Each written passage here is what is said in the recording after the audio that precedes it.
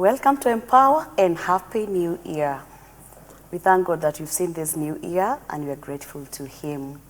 I believe you're happy that this is why you've come and you look forward that this year is going to be a great one as the Lord takes care of us. My name is Beatrice Chuchu. And today you have a special program as you look ahead to a great, great year. And I have a guest with me who I'm going to introduce so that we can start off the program. So welcome. Thank you so much, Beatrice. Yes. It's good to have me. Yes. Happy to be in this program. My name is Stephen Jog Richard Kamau, the Group HR, Chief HR Officer for Silafrica. We're in the plastic packaging space with operations in Kenya, Tanzania, and Ethiopia, and also Mozambique. Recently, we joined Mozambique. Wow, amazing. And also a pastor. I minister with the Full Gospel Churches of Kenya under Bishop John Mwangi, Nairobi East District. It's a pleasure to be here. Amazing. Yeah. Thank you so much for coming again. I can be sure I don't take your time for granted. Thank you. I'm happy. It's a pleasure to be here, Thank you so Beatrice, much, Pastor. So, the year has started, and we thank God. And our topic today, we are saying starting right, because we want to start right. And many years come and pass, and it's good for us to start it well. But I've noted that in most cases, people have started with goals. Then we go to Kesha on 31st. Pastors tell us. It's a key topic. We have to have action plans. Yes, Right. and pastors tell us, please take your notebook, write down what you want God to take you to give you this year, and we do all that. But sometimes it's just that day. So you find that some people have come to a point of saying, I don't think this matters any longer because we've been doing it year come, year go, and it doesn't seem to make any difference. Maybe ask you for the first question. Is it really important to set these goals, to put them down, to be charged to do it? Well, I would say that having goals is always important. Yes. It is the element of being used to the activity of putting goals together. Yes. And that's actually becoming, used to something. It becomes so usual, Yes. then it loses meaning. But if always you put an importance and significance behind the activity, Yes. then it has huge benefits. Planning is part of God's mindset. Yes. God planned everything, and actually He did and finished everything. Yes. And God made us in His own image and likeness. So if He made us in His own image and likeness, then we should have the same mind as God. Yes. So we should be planning people. Nothing can happen without a plan. And they say, you fail to plan, you are planning to fail. So in any case, you are planning. Either you are planning to succeed or to fail, either way. Wow. If you take it like a cliche, it is a common thing, so it loses meaning. Yes. Actually, you actually stagnate. Yes. You stand to lose more when you don't pay respect to goals in life. Goals and milestones in life are extremely important. They help you to grow. Wow. Yeah. Amazing. Now, for me to do it right, because now we agree it's good for us to have plans, because even it's godly to have plans. Because even when I think about creation and the way it flows, and the way it just everything is in place, there must have been a plan. There was always a plan. Yes. There must have been a plan. So and I think that's why we have to do it. Yeah. Now, but what are the things that I need to put into consideration so that I do it right at the beginning of the year, so that I don't just do it because it is being said, or it's because it's a formality, or because it's a new year? Yes. If you can just start from a previous program. Yes. The previous program we had, we talked about reflection. Yes. It's important that first of all you start with reflecting. Establish your ground zero. Where are you? Where am I? And that you can only do by appreciating where you've come from and where you are now, so that you can be able to project into the future. And so you have to appreciate. This is what I had planned to do last year, 2022. Yes. And I have achieved 1, 2, 3. I did not do this. I never even attempted to do this. So basically for 12 months, I was unproductive for various reasons. Possibly you are over ambitious, you over planned, the expectation was too much, and maybe things came in between that did not help you to achieve your goals. So you have to appreciate yourself and kind of evaluate yourself. Appreciate your strength, your weaknesses. Appreciate opportunities that are available as you look forward. Appreciate the threats that come with that. And basically position yourself not only for good things, also have expectation that things may not work. And have contingencies around your plans. You are likely to make milestone.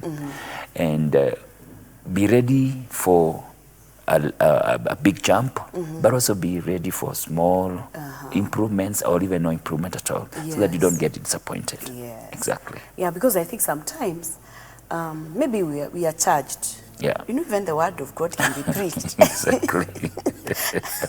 And seriously, you see yourself there. Yes. So the time you're putting them down. See yourself with a new plot, put up a mansion, you have a car. Know, within that same year. Exactly. So sometimes maybe, as you say, we need to be also sober as we put them down.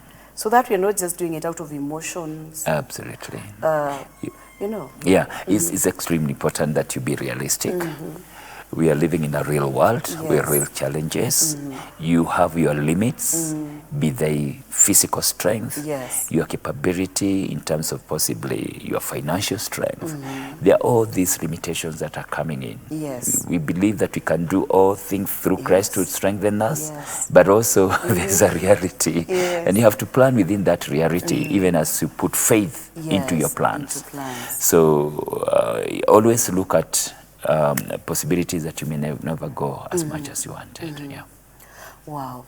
So I think as we start the year, we should actually have those plans and be, it calls for me to sit down. You know, the way you call yourself for a small meeting and ask yourself as Beatrice, where do I want to go? And looking at what we discussed the other time, on those areas, you know, spiritually, where do I want to go? Emotionally, how am I, you know, do I need to work on something? Socially, am I right? What connections do I need to have this year? How do I need to relate with people? Maybe some pitfalls I did last year I need to avoid. So I need to come up with a plan that is clear and that can be followed. And I think with also timelines. Go back to what we say smart. Exactly, smart. I was actually, you've taken it off my mouth. So you could talk about smart. When you're setting your targets or your projection for 2023, and I also believe that you are late if you're setting it up in January.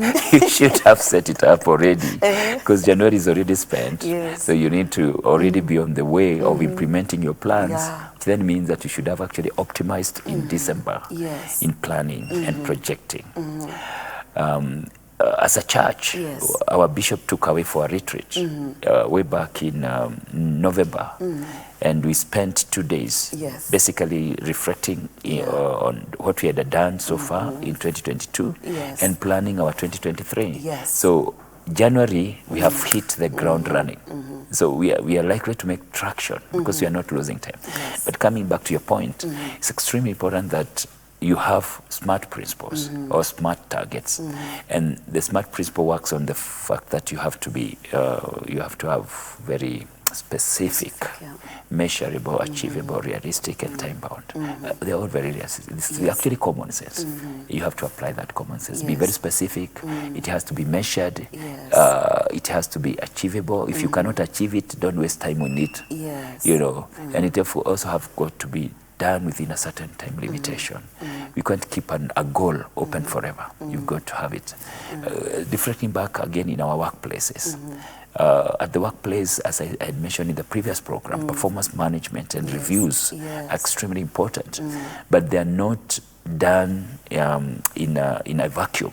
They are done against strategic objectives that have been defined by our board of directors.